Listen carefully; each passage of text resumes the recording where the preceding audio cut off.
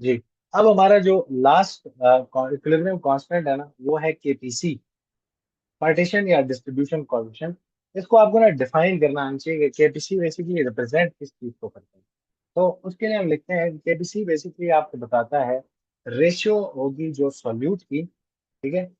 अगर आप दो सॉल्वेंट्स ले लें जो कि आपस में मिक्स नहीं होते, ठीक है, और आप एक सॉल्यूट ले लें, और वो सॉल्यूट ऐसा होगा जो एक सॉल्वेंट में थोड़ा ज्यादा सॉल्युबल होगा और एक में थोड़ा कम सॉल्युबल होगा, जो भी दो सॉल्वेंट्स आप लेंगे, आप अगर उन दोनों सॉल्वेंट्स में उसको शेक करें तो वो सॉल्यूट ना अपने आप को डिस्ट्रीब्यूट करेगा, ठीक है, among those two solvents.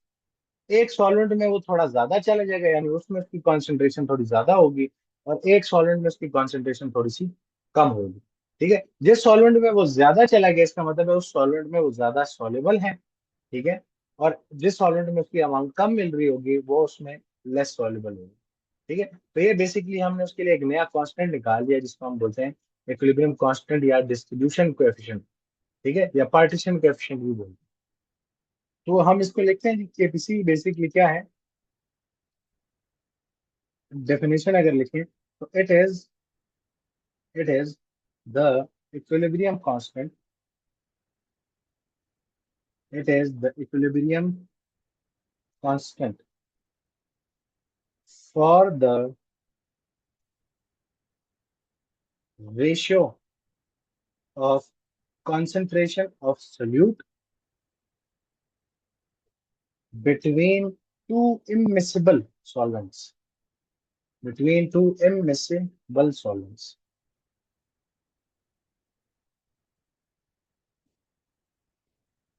two immiscible solvents। ठीक है। तो इसको इस तरह डिफाइन करते हैं कि जो ratio of concentration of solute मिलेगी दो इमिसिबल सॉल्वेंट्स। इमिसिबल सॉल्वेंट्स कौन से होते हैं? ऐसे सॉल्वेंट्स जो आपस में मिक्स नहीं होते, वो लेयर्स बनाते हैं, जैसे ऑयल एंड वाटर, वो आपस में मिक्स नहीं होते, वो एक दूसरे के ऊपर लेयर्स बनाते हैं। पेट्रोल एंड वाटर देख लो, लेयर्स बनाते हैं, कभी आपस में मिक्स नहीं हो सकते। ठीक है ना। तो हमारे पास इमिसिबल सॉल्वेंट्स कौन से हैं? इमिसिबल सॉल्वेंट्स में हम इसको लिख लेते हैं कि दो solvents which do not mix together, they form layers on each other।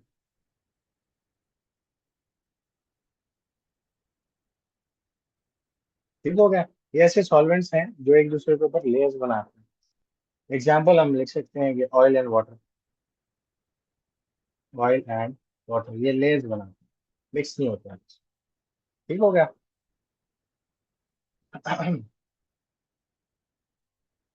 अब जरा पहले प्रोसेस समझ लो कि हम करते क्या हैं। हम जरा इधर डायग्राम बनाते हैं अपने पास, क्या आपने करना, क्या क्या लेना है क्या क्या नहीं लेना है, वो सारी चीजें जरा हम इधर एक्सप्लेन कर लेते हैं, फिर जरा इसके सवालों की तरफ आएंगे और इसके एक्सप्रेशन लिखने की तरफ आएंगे और समझेंगे इसको कि क्या है। ठीक है। पहले जरा प्रोसेस समझिए। आपने क्या करना है, आपने लेना है एक अदद सेपरेटिंग फनल। इस तरह की एक आपके पास सेपरेटिंग फनल होती है जिसमें यहाँ नीचे पे ना एक टैप लगी हुई है। इस तरह का एक सेपरेटिंग फनल। अब आपने राइट साइड पे अपने पास क्या करना है, आपने दो सॉल्वेंट्स लेंगे। इसको मैं बोल देता हूँ ये सॉल्वेंट वन है और ये मेरा सॉल्वेंट नंबर टू है। ठीक है। सॉल्वेंट वन ज्यादातर आप देखोगे कि वो वाटर होगा। ठीक है, जिसको वो एक और लफ्जों में एक्वस लेयर भी बोलते हैं। ठीक है। सॉल्वेंट वन जो है वाटर या एक्वस लेयर हो गया है। ठीक हो गया। और दूसरा जो आपके पास सॉल्वेंट होगा that will be some organic solvent, या उसको हम बोल सकते हैं ऑर्गेनिक लेयर होगी। ठीक है, ये हमारा कोई ऑर्गेनिक सॉल्वेंट होगा, जिसको हम ऑर्गेनिक लेयर भी बोल सकते हैं, सॉल्वेंट या ऑर्गेनिक लेयर दोनों नाम यूज। ठीक है। इसमें हम एग्जांपल लिख लेते हैं, उधर हमने वाटर की लिखी, यहाँ हम एग्जांपल CCl4 लिख सकते हैं। तो ये जो ऑर्गेनिक सॉल्वेंट है CCl4 का, वो वाटर के साथ मिक्स नहीं होगा। ठीक है। तो ये हमारे पास CCl4 पड़ा हुआ है और ये हमारे पास यहाँ पे वाटर पड़ा हुआ है जो कि हमारी एक्वस है। फर्ज करते हैं इसका मैंने 50 cm क्यूब लिया वाटर का, और जो ऑर्गेनिक लेयर थी उसका या ऑर्गेनिक सॉल्वेंट का भी मैंने 50 cm क्यूब लिया। ठीक है, ये दो सॉल्वेंट्स हैं मेरे। अब मेरे पास एक और चीज भी है जो कि मेरा सोल्यूट है।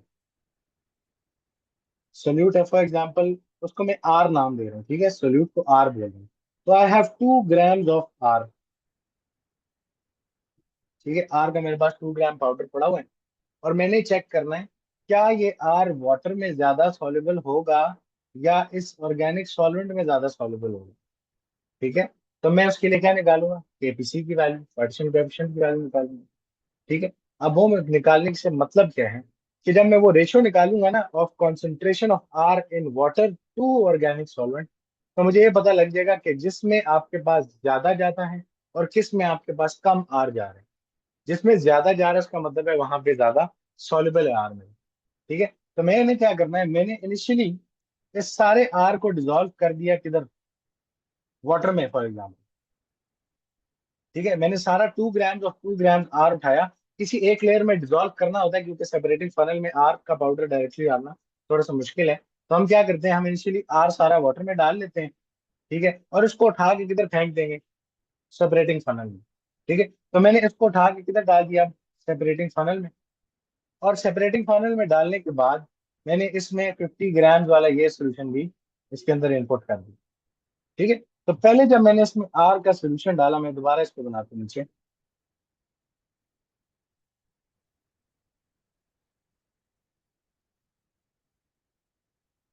इसको दोबारा नीचे बनाते हैं। अब आफ्टर की पिक्चर देखते हैं।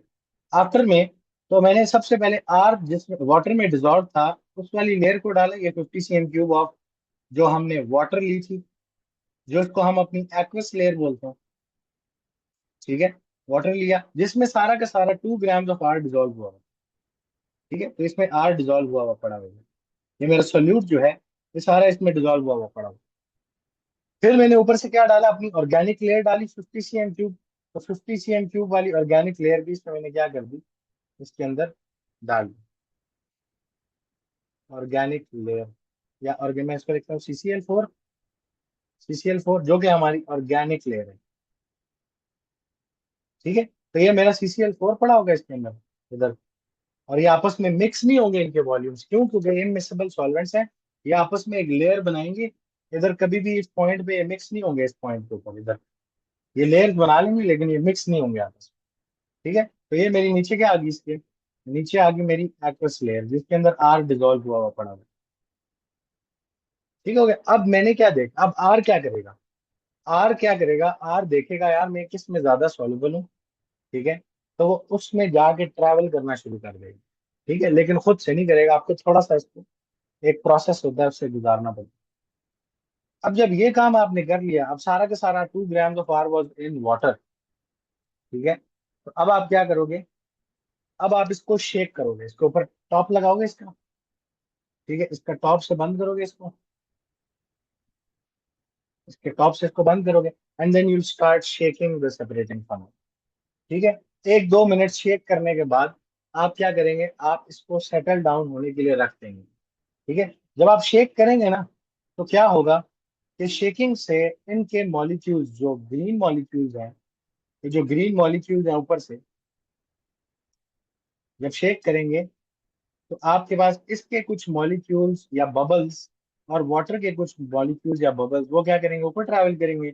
और जो आपके पास ग्रीन मॉलिक्यूल्स है वो नीचे की तरफ ट्रैवल करेंगे।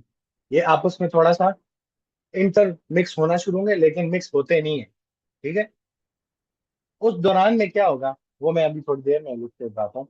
बट क्या होगा कि जब ये मॉलिक्यूल्स एक दूसरे से टकरा रहे होंगे ना, उस टाइम पे कुछ ग्रीन मॉलिक्यूल्स ऐसे होंगे, यानी ऑर्गेनिक वाले मॉलिक्यूल्स ऐसे होंगे जो कुछ आर को अपने अंदर डिसॉल्व करके वापस ले जाएंगे।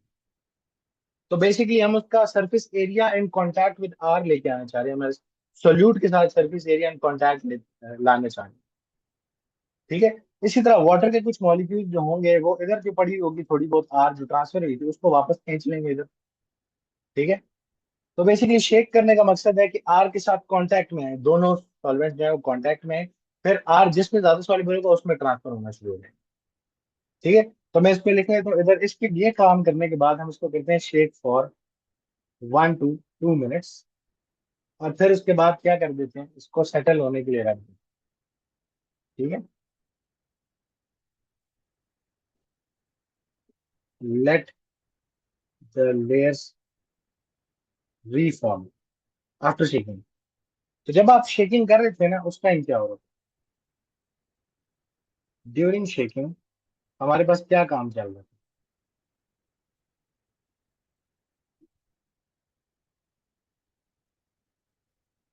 अब जब हम शेक कर रहे थे तो ये हमारी ऑर्गेनिक लेयर थी, इससे नीचे हमारी एक्वस लेयर। ठीक है, ये दोनों लेयर थी हमारे पास। ये हमारी 50 cm³ ऑफ एक्वस लेयर, और ये हमारी 50 cm³ ऑफ ऑर्गेनिक लेयर। ठीक है, तो ये हमारी ऑर्गेनिक लेयर है। अच्छा, मैं इसको अभी इस दफा शेड नहीं कर रहा। और नीचे हमारे पास 50 cm³ ऑफ एक्वस लेयर पड़ी है। और उस एक्वस लेयर के अंदर इनिशियली सारा आर पड़ा हुआ था। ऐसे ही अब क्या होता है एट इक्विलिब्रियम, कि जब आप इक्विलिब्रियम से पहले जब आप शेकिंग कर रहे हैं, तो कुछ ऊपर से इसके मॉलिक्यूल्स नीचे की तरफ आ रहे होंगे, इसके मॉलिक्यूल्स जो वाटर के मॉलिक्यूल्स हैं वो किधर जा रहे होंगे, वो ऊपर की तरफ जा रहे होंगे। ठीक है। तो इस पूरे काम में during all this, when this is happening, उस टाइम क्या होता है, आपके पास ऊपर वाले मॉलिक्यूल्स कुछ क्या करते हैं, वो इन कांटेक्ट में जब आर आते हैं ना, तो वो उसको ऊपर की तरफ ले जाते हैं। ठीक है, यानी ग्रीन मॉलिक्यूल मेरा जब ड्यूरिंग शेकिंग इसके साथ कांटेक्ट में आएगा ना, तो ये आर को वापसी जब रीफॉर्म होगी लेयर्स, उसको अपने साथ खींच के ले जाएगा, आर को अपने अंदर डिसॉल्व कर लेगा। ठीक है। तो इसी तरह जब आपके पास थोड़ा सा और ग्रीन मॉलिक्यूल्स आए, तो वो इस आर को अपने साथ ऊपर ले गए वापस, जब लेयर्स रीफॉर्म। तो अब आफ्टर की पिक्चर क्या होगी कि जब आपने आफ्टर शेकिंग जब उसको सेटल होने के लिए रखा है कि दोबारा लेयर्स फॉर्म हो जाए, तो उसमें अब आपको क्या नजर आ रहा होगा? उसमें आपको अब आर जो है वो हमें पता लग जाएगा कि भाई वो दोनों सॉल्वेंट्स में क्या हो गए, डिस्ट्रीब्यूट हो गए। ठीक है, ये हमारा ऑर्गेनिक सॉल्वेंट आ गया जब दोबारा रीफॉर्म हुई लेयर्स, और नीचे हमारा वाटर सॉल्वेंट आ गया। तो अब कुछ आर इधर बच गया, और कुछ आर जो है वो ऊपर ट्रैवल कर गया। ठीक है, अब वो उसमें डिसॉल्व होगा ऑर्गेनिक लेयर में। ठीक है। तो इधर जो आपके पास ये ट्रांसफर चल रही है ना, डिस्ट्रीब्यूशन चल रही है, कि कितना आर आपके पास हर सेकंड बाद इधर वापस जाएगा, और कितना आर यहाँ से वापस उधर जाएगा, टू मेंटेन द रेशियो जो आपके पास एस्टेब्लिश हुई थी, क्योंकि एट दिस सरफेस भी मॉलिक्यूल्स एक दूसरे के साथ इंटरेक्ट कर रहे हैं, मिक्स नहीं हो रहे लेकिन इंटरेक्ट कर रहे हैं। तो ये जो आपके पास यहाँ पे फॉरवर्ड और बैकवर्ड डायरेक्शन में ट्रांसफर शुरू हो गई है, इसको हम क्या बोलते हैं? इसको इक्विलिब्रियम इधर बोलते हैं, कि इक्विलिब्रियम आपके पास क्या हुआ है, एस्टेब्लिश हुआ। ठीक है, कि कुछ आर अब ऊपर पड़ा हुआ है और कुछ आर यहाँ पड़ा है, और यहाँ पे एक इक्विलिब्रियम एस्टेब्लिश हो गया है कि जो भी आर की कॉन्सेंट्रेशन इन सॉल्वेंट वन होगी, और जो आपके पास आर की कॉन्सेंट्रेशन इन सॉल्वेंट टू होगी, तो हमें इसको बोलते हैं R in solvent one and R in solvent two. या इसको लिख सकते हैं आर की concentration in solvent one and R की कॉन्सेंट्रेशन इन सॉल्वेंट टू। इन दोनों के बीच में क्या हो जाएगी, अब एक इक्विलिब्रियम स्टैब्लिश होगी, तो हम लिख सकते हैं R in solvent one concentration के साथ एक इक्विलिब्रियम स्टैब्लिश होगी with R in solvent two. ठीक है, इसके लिए एक इक्विलिब्रियम कांस्टेंट निकाले गए जिसको हम फाइंड करना चाहते हैं। इधर तक क्लियर है बात? जी सर। ठीक है ना। तो सिंपली क्या करते हैं, हम दो सॉल्वेंट्स लेते हैं, एक अपना सोल्यूट लेते हैं, और सोल्यूट को एक सॉल्वेंट में डिजोल्व करके सेपरेटिंग सॉल्वेंट में ट्रांसफर करेंगे। ठीक है, दूसरा सॉल्वेंट ऊपर से डालेंगे, बंद करेंगे, शेक करेंगे। शेकिंग के टाइम पे आर जो है वो अपने आप को डिस्ट्रीब्यूट करेगा दोनों में। ठीक है, जब वो डिस्ट्रीब्यूट कर लिया उसमें, हम उसको सेटल होने के लिए दोबारा रखेंगे, एक इक्विलिब्रियम स्टैब्लिश हो जाएगा कि कितने आर की कॉन्सेंट्रेशन सॉल्वेंट वन में होनी चाहिए और कितने आर की कॉन्सेंट्रेशन सॉल्वेंट टू में होनी चाहिए, और ये मूवमेंट चलती रहेगी। ठीक है। अच्छा, अब इसके बाद कैसे फाइंड करेंगे आर एक में कितना है और दूसरे लेयर में कितना है? सिंस ये लेयर्स आपस में मिक्स नहीं होती, तो हम क्या करते हैं, हम बारी बारी जो आपके पास लेयर्स हैं उनको बाहर निकाल लेते हैं। ठीक है, तो मैं क्या करूंगा, यहाँ से टैप ओपन करूंगा, और जो एक्वस लेयर है उसको सारी को क्या कर दूंगा, बाहर ट्रांसफर निकाल लूंगा, बाहर एक्सट्रैक्ट कर लूंगा बाहर। इसी तरह फिर दूसरा एक और कॉनिकल फ्लास्क लूंगा, उसमें मैं ऑर्गेनिक लेयर को भी निकाल लूंगा। तो मेरा अगला काम क्या होगा कि अब मैंने एक कॉनिकल फ्लास्क लिया, और उसमें मैंने एक्वस लेयर बाहर निकाली। ठीक है, तो कॉनिकल फ्लास्क आपने दो लेनी है उसमें, एक में एक निकालते हैं, दूसरे में दूसरी। तो मेरे पास अब एंड पे दो कॉनिकल फ्लास्क हैं। ये एक्वस लेयर वाली जो 50 cm³ ऑफ सॉल्वेंट वन या सॉल्वेंट टू जो भी बोला हमने इसको, एक्वस लेयर जिसमें आर कुछ पड़ा हुआ है। ठीक है, और दूसरी मैंने जो एक और निकाली कॉनिकल फ्लास्क में, जब सेकेंड टाइम मैंने लेयर निकाली, तो वो मेरे पास कौन सी लेयर आई? ये organic layer I. Organic layer का 50 cm³। ठीक है, ऑर्गेनिक लेयर का 50 cm³ निकाला, और अब इसमें भी कुछ आर जो है वो डिजोल्व हुआ है। ठीक है ना? तो अब मेरा मेरा अगला काम क्या होगा? टू फाइंड आउट के कॉन्सेंट्रेशन ऑफ आर, जो वाटर वाली लेयर में है इधर कितनी कॉन्सेंट्रेशन है आर की, और जो ऑर्गेनिक वाली लेयर है उसमें कितनी कॉन्सेंट्रेशन है आर की, यानी मेरे सल्यूट की। ठीक है, तो उसके लिए हमें क्या करना पड़ता है? अननोन कॉन्सेंट्रेशन फाइंड करने के लिए टाइट्रेशन करो। ठीक है, तो फिर हम क्या करेंगे? साइड पे जाएंगे, पहले इसकी टाइट्रेशन करेंगे टू फाइंड आउट कितने आर आपके पास इस 50 cm³ एक्वस लेयर में था, और टू फाइंड आउट के ऑर्गेनिक लेयर में कितना आर पड़ा हुआ है, आप उसके साथ भी टाइट्रेशन करोगे to find out concentration of R in organic layer. ठीक है, और फिर जब दोनों की कॉन्सेंट्रेशन मिल जाएंगी, तो फिर केपीसी निकाला जा सकता है, which is ratio of concentration of solute यानी R between two immiscible solvent. तो फिर हम उसको केपीसी का कांस्टेंट निकाल सकते हैं कि भाई इसकी रेशियो ऑफ डिस्ट्रीब्यूशन क्या है, किस तरह अपने आप को डिस्ट्रीब्यूट करता है। क्लियर होगी बात? Yes sir. तो we carry out titration with each of these to find concentration of solute, जिसको मैंने आर बोला था, इन बोथ सॉल्यूशंस सेपरेटली। ठीक है, और जब वो आ जाए तो अब मैं केएसपी का एक्सप्रेशन लिख सकता हूँ, इसी एग्जांपल को दिमाग में रखते हुए। सॉरी, केपीसी का, केपीसी एक्सप्रेशन। केपीसी का एक्सप्रेशन क्या है? आप डेफिनेशन से बता सकते हो, ratio of concentration of solute into immiscible solvents.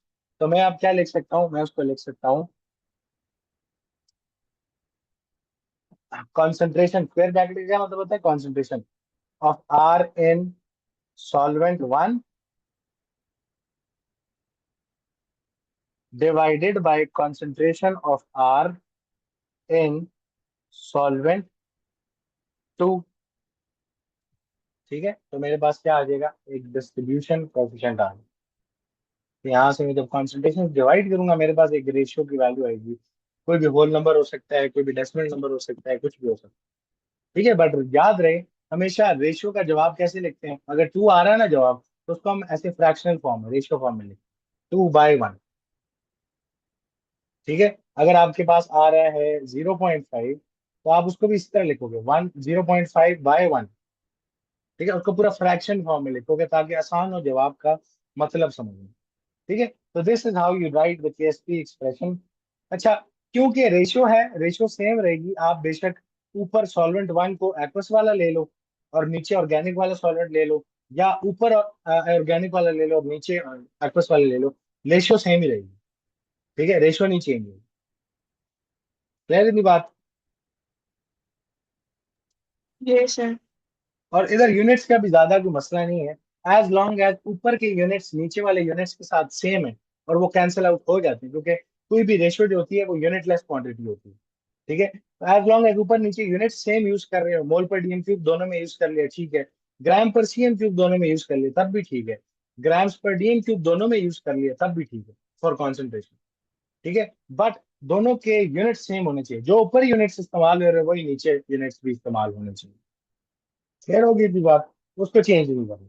ठीक है, तो हम इसके साथ ना कुछ नोट्स हैं जो मैं लिखवाना चाहता हूँ कि एज लॉन्ग एज बाकी केएसपी अब निकल आएगा, सॉरी केपीसी की वैल्यू अब निकल आएगी। ठीक है, उससे हमें पता लग जाएगा अपने आप को उसने सॉल्वेंट वन में कितना डिस्ट्रीब्यूट किया और सॉल्वेंट टू में कितना डिस्ट्रीब्यूट किया, जो भी सॉल्वेंट्स आपने इस्तेमाल किए थे। ठीक है ना? तो हमारे पास हम लिख सकते हैं कि as long as for the expression आपने याद रखना है, as long as units are same,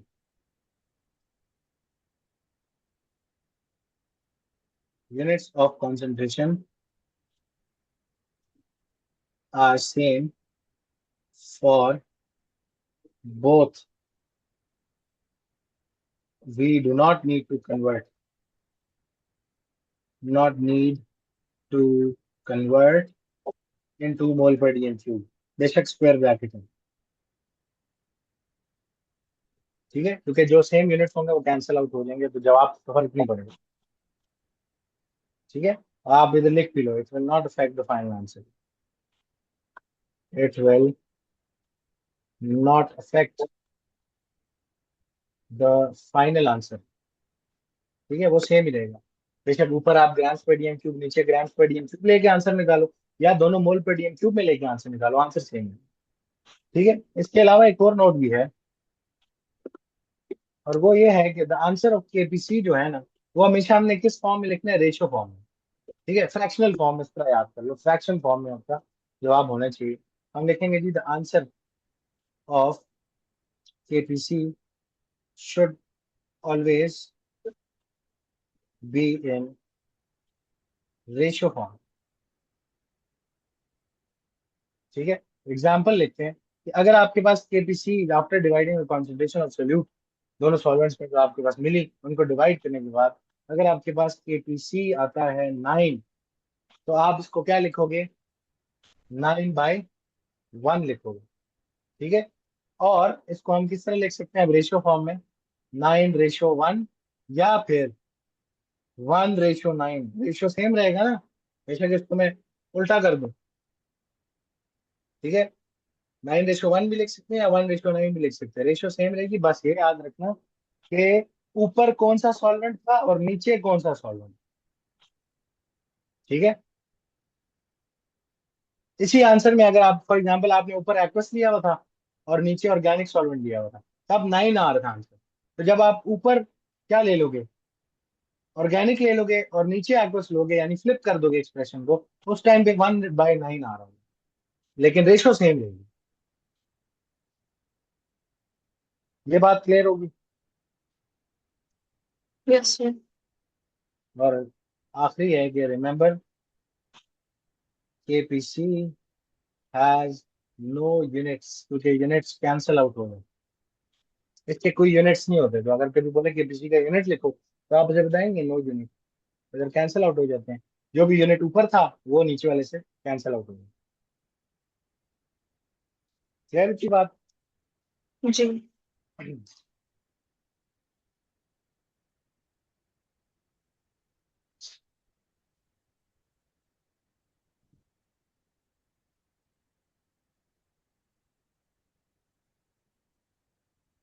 अच्छा, अब जरा केस की जरा एक्सप्रेशन को जरा और फर्दर हम बड़ा करते हैं। केपीसी केपीसी, तो केपीसी हमारे पास होता है, अब मैं सॉल्वेंट को, सॉरी सोल्यूट को एक्स बोल रहा हूँ। ठीक है, तो सोल्यूट एक्स की कॉन्सेंट्रेशन इन, फॉर एग्जांपल हमने ऊपर सेकंड सॉल्वेंट लिखना है, तो ऊपर सेकंड सॉल्वेंट आ गया, डिवाइडेड बाय एक्स की कॉन्सेंट्रेशन इन फर्स्ट सॉल्वेंट। ठीक है, इस तरह लिख सकते हैं, या हम लिख सकते हैं केपीसी को के concentration of x in organic solvent divided by concentration of x in aqueous solvent या एक्वस लेयर। ठीक है, organic layer and aqueous layer, इस तरह भी लिख सकते हैं। और इसी का ना ऑपोजिट अगर कर दें तब भी कोई फर्क नहीं पड़ता। आप ऊपर क्या ले लो, आप ले लो ऊपर एक्स की कॉन्सेंट्रेशन इन एक्वस लेयर, क्योंकि रेशियो सेम रहेगा, और एक्स की कॉन्सेंट्रेशन इन ऑर्गेनिक लेयर जो है वो आप नीचे ले लो, कोई फर्क नहीं पड़ेगा, आंसर आंसर सेम रहेगा क्योंकि रेशियो सेम रहेगा दोनों में डिस्ट्रीब्यूशन। ठीक है ना, तो हम इस तरह दोनों लिख सकते हैं, लेकिन इसको आपको ओपन करके लिखना आना चाहिए। अब यहाँ पे ना कॉन्सेंट्रेशन का मतलब क्या होता है, अगर तो हम मोल पर डीएम क्यूब में काम कर रहे हैं, तो इसी को मैं लिख सकता हूँ mole of X divided by concentration का वॉल्यूम क्या होता है, कॉन्सेंट्रेशन का फॉर्मूला क्या होता है, concentration is equal to mole upon volume, right. तो वॉल्यूम ऑफ सॉल्वेंट, ठीक है। अब ऊपर ऑर्गेनिक सॉल्वेंट है ना, तो वॉल्यूम ऑफ ऑर्गेनिक लेयर, क्योंकि आपस में मिक्स नहीं होती तो टोटल वॉल्यूम यहाँ कोई नहीं होता, इनका अपना अपना सेपरेट वॉल्यूम रहेगा। ऊपर 50 डाला था, वो 50 रहेगा। इवन दो जो टोटल वॉल्यूम आपकी सेपरेटिंग फनल में आ रहा था वो कितना था, ये दोनों मिलके 100 cm³ बनना चाहिए ना टोटल वॉल्यूम, लेकिन वो यस सर। नहीं है टोटल वॉल्यूम। क्यों? क्योंकि ये आपस में मिक्स ही नहीं होते, टोटल वॉल्यूम बना ही नहीं सकते आपस में, ये लेयर बनाते हैं एक दूसरे के ऊपर। तो ऑर्गेनिक सेपरेट रहेगा और एक्वस लेयर सेपरेट रहेगी, तो उनके अपने अपने वॉल्यूम्स लिखते हैं, ठीक है, वो मिक्स नहीं होते क्योंकि आपस में। तो volume of organic layer divided by, इसको मैं सिर्फ ओपन करके लिख रहा हूँ, moles of X divided by volume of aqueous layer, ठीक है। तो अगर ये हम इधर मोल्स ले लें और वॉल्यूम जो है उसको हम DM³ में ले लें, तो वो हमारे पास फाइनल यूनिट क्या बन रहा होगा, ऊपर मोल पे DM³, नीचे भी फिर जी। हमें मोल्स ऑफ एक्स जो है और वॉल्यूम जो एक्वस लेयर का उसको DM³ में ले लें, तो फिर केबीसी की वैल्यू करेक्ट आएगी। इसी तरह आप अगर मोल्स में काम नहीं करते, इसी तरह ये भी कर सकते थे, moles of x volume in CM³ लिख दो नीचे, और moles of x and volume in CM³, यानी मोल पर CM³ ले लो, दोनों में यूनिट, तब भी ठीक है। या फिर आप ये भी कर सकते हो कि आपको मोल्स में भी चेंज करने की जरूरत नहीं है, आप ऊपर ले लो grams of x,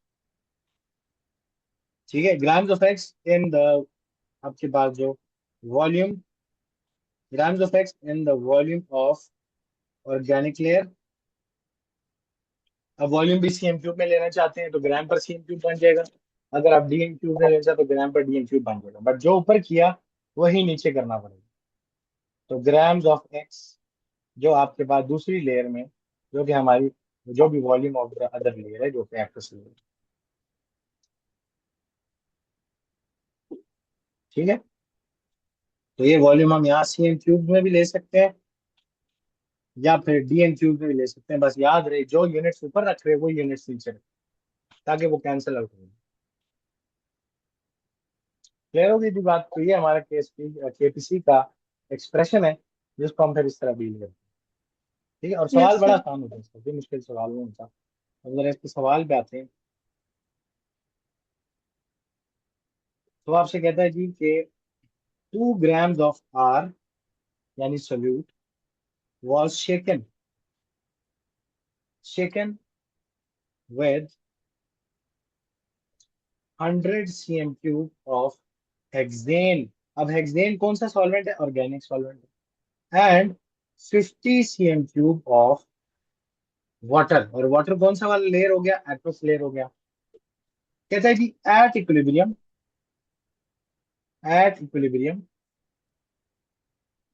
the water layer the water layer was found to contain 0.4 grams of R, यानी सोल्यूट अपने अंदर, ठीक है। कैलकुलेट KPC, ये कितना आपके पास KPC का रेशियो कितना बनना चाहिए। तो अब मैं जरा अपने पास में एक डायग्राम बना, कहता है जी 2 grams of R shaken with 100 cm³ of hexane and 50 cm³ of water, ठीक हो गया। तो मैं सेपरेटिंग फनल बनाता हूँ जल्दी से। अब मैं जरा खुला सेपरेटिंग फनल बनाऊंगा क्योंकि मेरी डायग्राम है, ठीक है। तो मेरे पास दो लेयर्स हैं, एक लेयर मेरी कौन सी है, 100 cm³ ऑफ हेक्सेन है मेरे पास, और एक लेयर मेरे पास क्या है, 50 cm³ ऑफ वाटर की। ये दोनों आपस में मिक्स नहीं होते, ठीक है। इमिसिबल सॉल्वेंट्स होना चाहिए हमेशा। तो मेरा सॉल्वेंट वन आ गया, दूसरा सॉल्वेंट टू आ गया, इसमें मैंने आर को शेक किया। तो एट द एंड, ठीक है, तो अब ना मैं पता क्या करूंगा, मैं ये अज्यूम कर रहा हूँ कि जो आपके पास आर जो था ना, वो इनिशियली हेक्सेन में सारा का सारा डिजोल्व हो, ठीक है। लेट्स से कि 2 grams of R was completely dissolve in hexane, ठीक है, और फिर उस लेयर को आपने क्या किया, वाटर के साथ बीच में क्या किया, शेक किया, ठीक है। तो इनिशियली सारा का सारा जो 2 grams ऑफ आर है ना, वो किधर पड़ा हुआ था, हेक्सेन की लेयर में पड़ा हुआ था,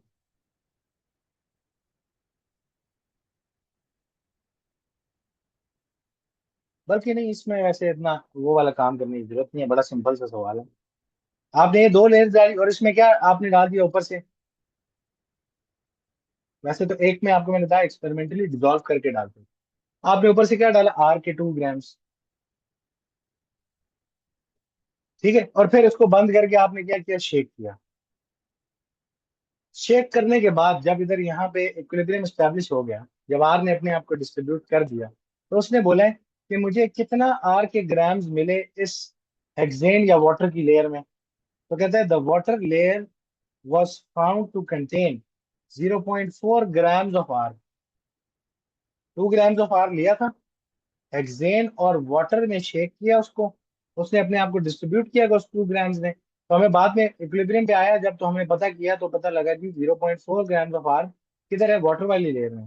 तो अगर इधर आउट ऑफ 2 ग्राम 0.4 ग्राम आ गए आर का, तो बाकी जो ग्राम्स हैं वो किधर पड़े होंगे, आर के किस लेयर में होंगे, हेक्सेन वाली लेयर में होंगे, ऐसे ही है ना।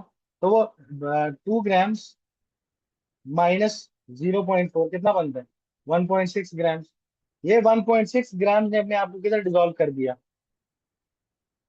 हेक्सेन वाली लेयर में डिसॉल्व कर दिया ना उसने अपने आप को। ठीक है, 2 ग्राम डाला था, दोनों के बीच में शेक किया था उसने अपने आप को। कुछ मैच जाएगा वाटर में डिसॉल्व हो जाएगा, कुछ मैच जो है हेक्सेन में जाएगा। एक में ज्यादा होगा, एक में कम होगा। तो आर जो है वो हेक्सेन में ज्यादा है डिसॉल्व होगा, और वाटर में कम डिसॉल्व होगा। इतनी बात क्लियर है कि हमने कैसे निकाला कितना मैस इसका डिसॉल्व होगा वाटर और हेक्सेन में।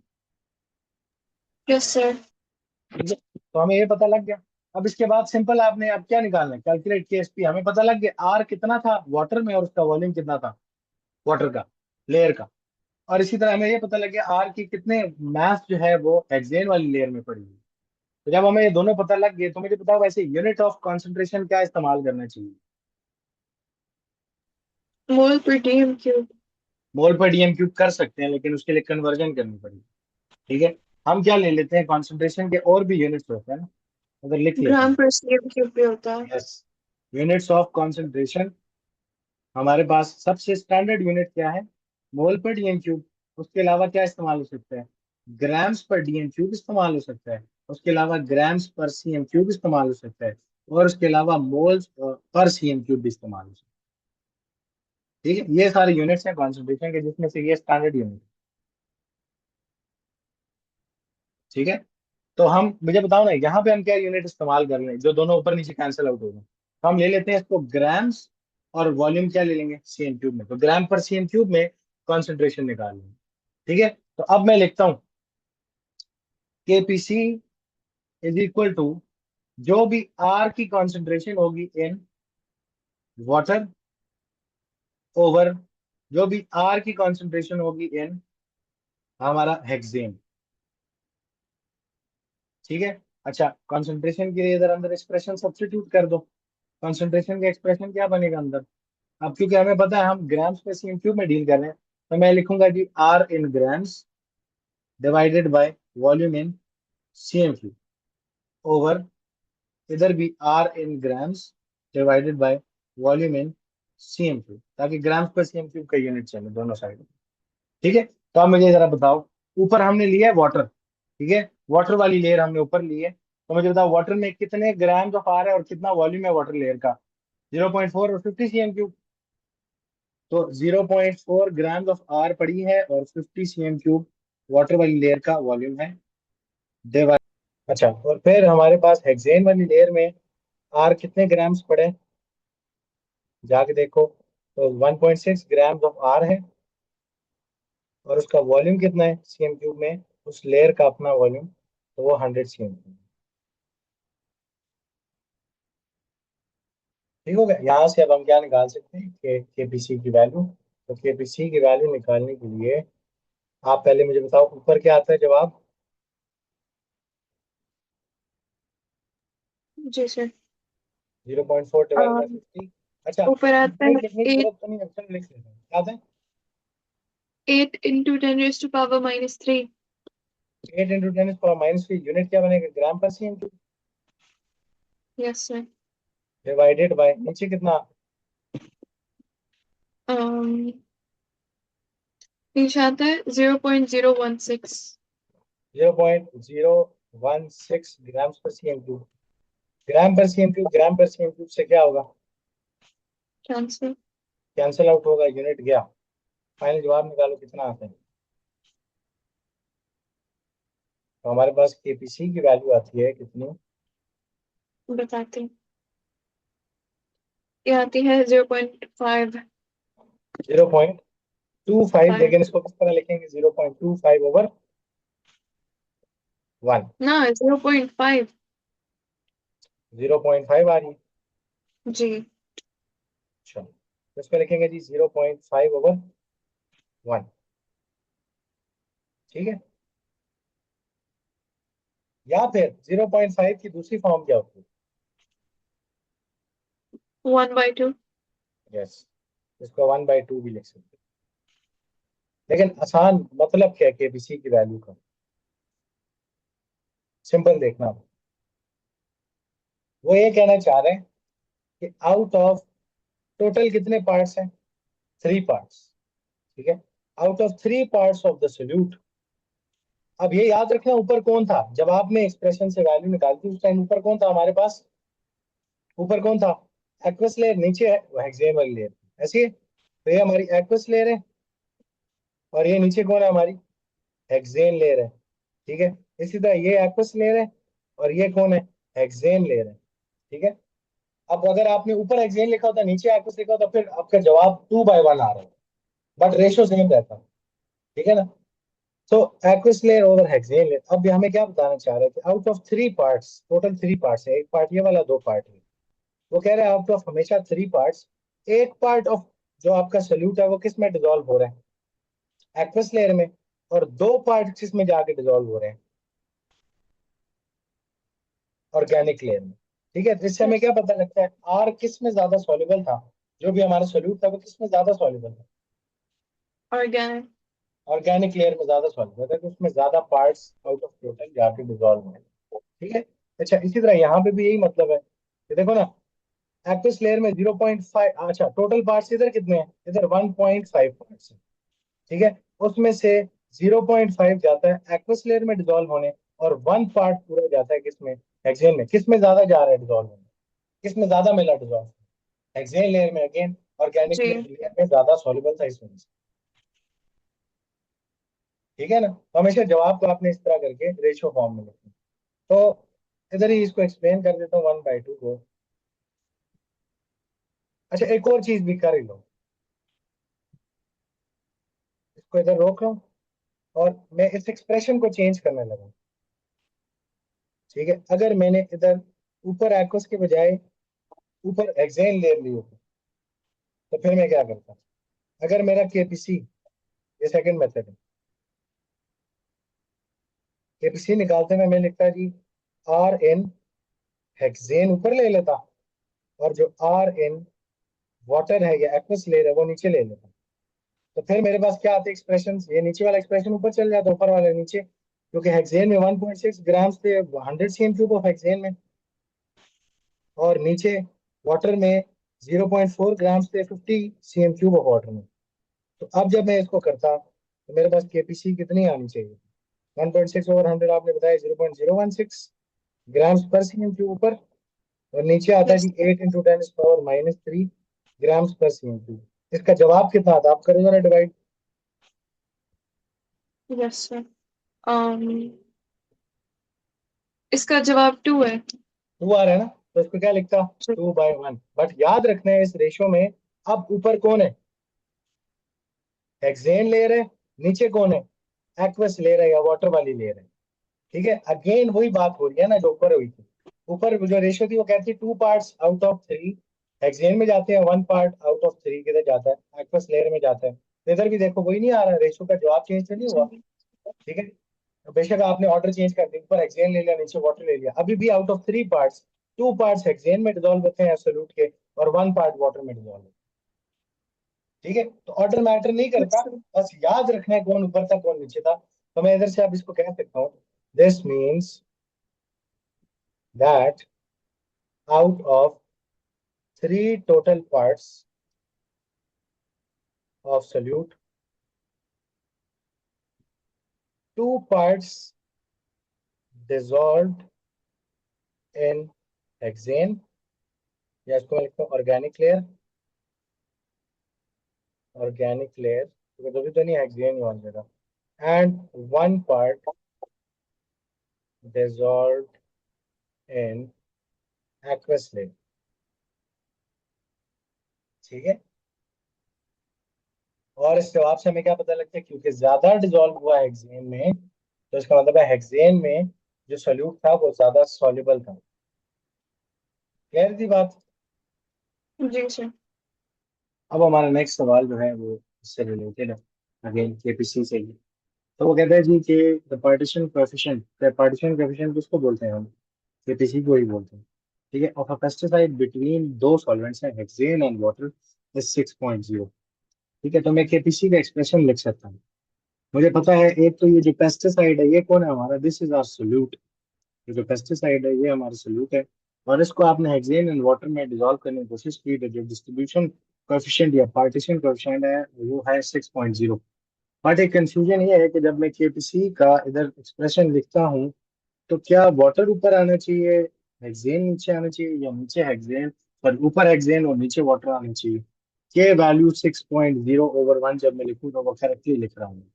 ठीक है, तो इसके लिए आपने याद रखना है, जब भी वो सवाल में आपको बताएगा ना, तो हमेशा जो ऊपर लिखना है वो वाला सॉल्वेंट पहले बताएगा, और जो नीचे लिखना है वो सॉल्वेंट बाद में बताएगा।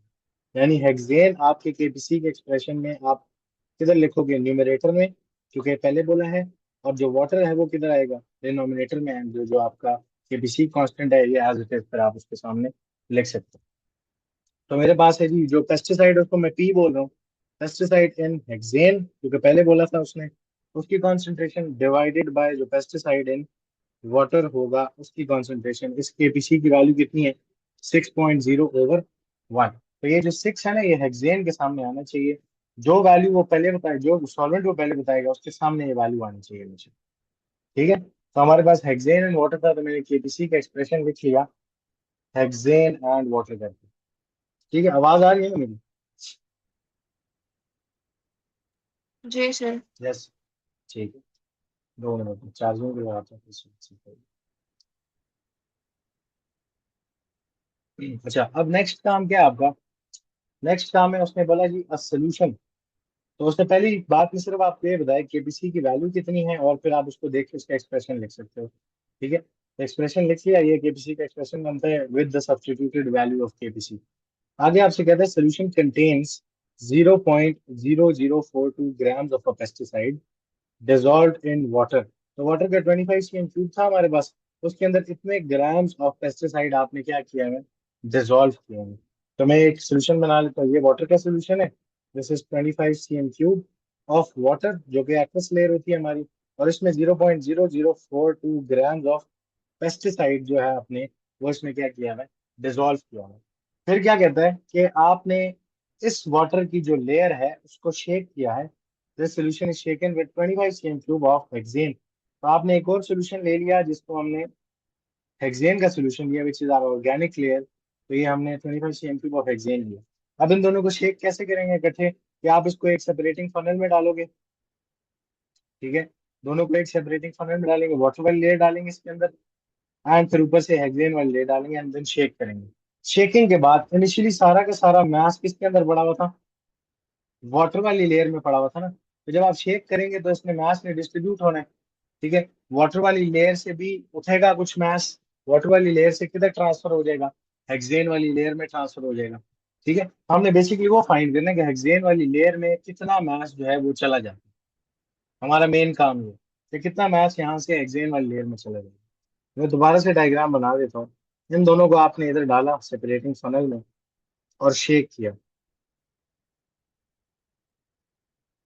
ठीक है, इस सेपरेटिंग फनल में इसको शेक किया, तो मैं ये वाटर वाली लेयर बना रहा हूँ, this is 25 cm cube of aqueous layer, यानी वाटर।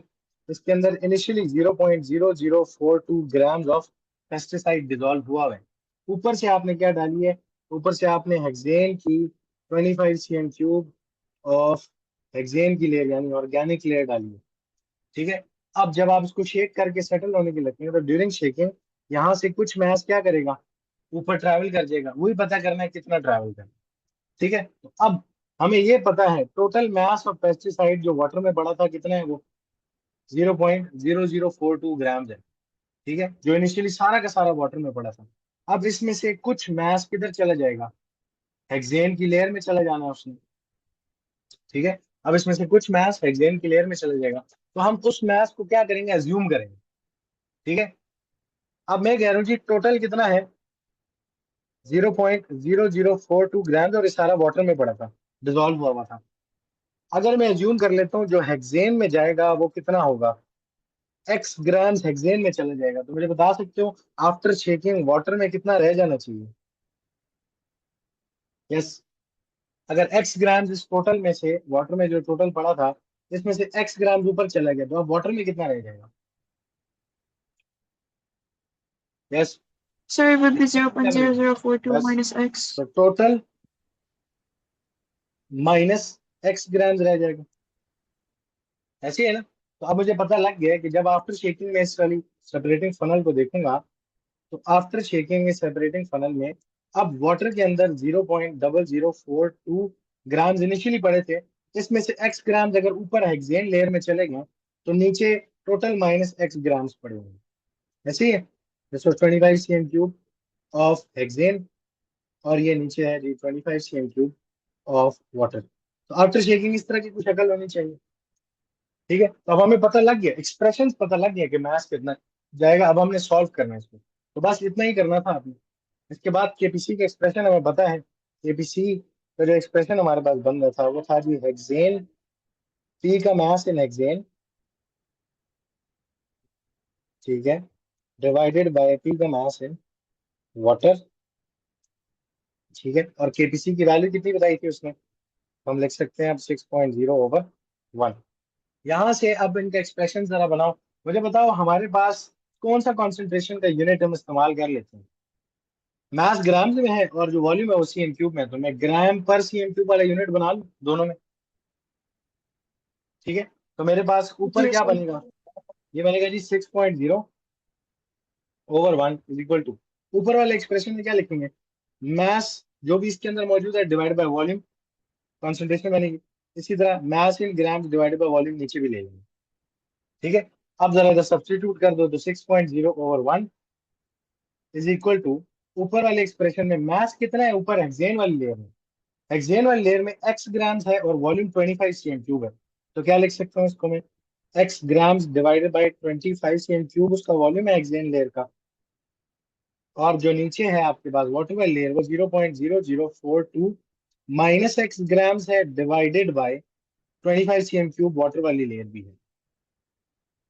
ठीक है, अब यहाँ से सिर्फ फर्दर सिंपल अलजेब्रिक आपने सॉल्यूशन निकालना है यहाँ से, तो यहाँ से क्रॉस मल्टीप्लाई करो पहले। तो ये जो 6.0 है ये मल्टीप्लाई होगा पूरे इस ब्रैकेट के साथ, which is 0.0042 minus x upon 25।